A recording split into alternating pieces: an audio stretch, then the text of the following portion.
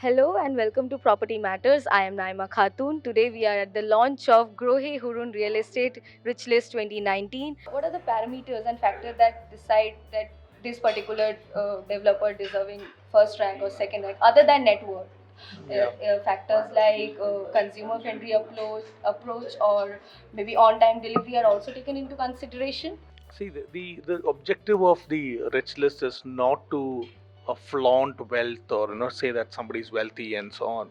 It's mainly to speak about the sector through the lens of an entrepreneur. Now, it's very easy to put out a very subjective list and rank. Uh, uh, we want to try to be as subjective as possible, and from our perspective, the objective way to make a credible list like that, but to be as independent as possible without any external influence, would be to come up with a valuation based list.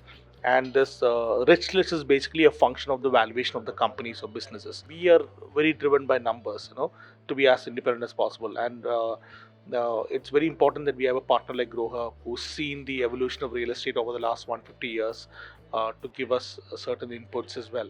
Yeah, but again, it's just the only objective is to promote entrepreneurship, speak about success stories, and tell them that look, these guys are doing some great job, and also highlight the importance that real estate is very important for the growth of the overall economy. This list is useful to whom? I would put it into a couple of categories. The first is to the real estate companies across India, and who are the aspiring to or getting inspiration to for the next level growth. And for them, this list is a good inspiration to see that okay, it's amazing. These guys have done a great job, and I also want to be like them someday.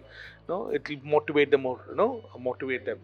And the second is basically anybody who wants to understand the real estate growth story in India.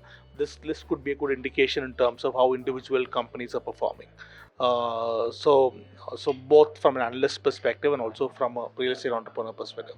And number three, someone like me who's a layman, I would love to know what is going on in India and the real estate, who are the great entrepreneurs, who deserves respect, all that kind of stuff. How do you see the Indian market different from the rest? So, if you really backtrack to a couple of years, uh, the Indian industry has taken some changes, starting from demonetization to GST to RERA.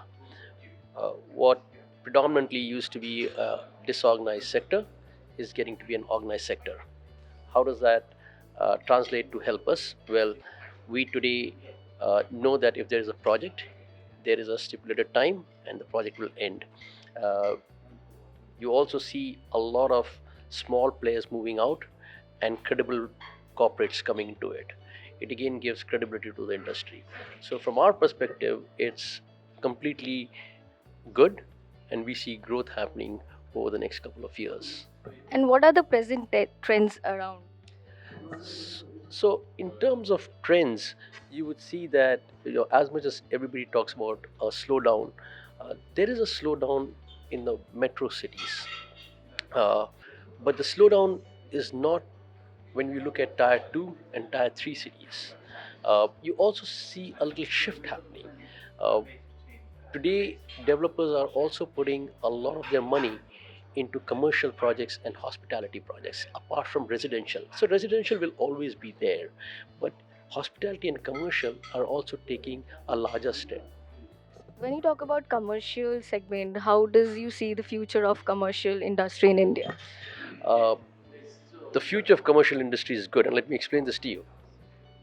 As population increases, people are going to move from main cities to smaller cities. Okay, and that's where the smart city comes into play. When smart cities come, you also need to have more commercial places, be it for retail malls or for offices. That will keep growing, and that's good for us as because it allows us to expand when these cities come across. What RERA impact has on consumers and in developers? Vera has brought in a lot of transparency. Definitely. That's even from our perspective to understand.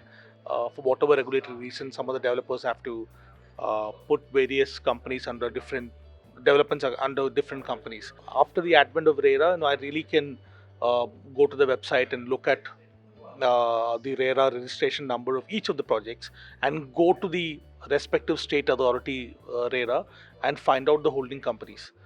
So it becomes very transparent. So RERA is definitely the right step towards ensuring transparency from a consumer perspective.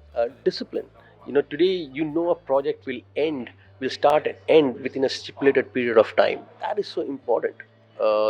Because as a consumer, I'm putting my hard-earned money, and I want a delivery on a particular time.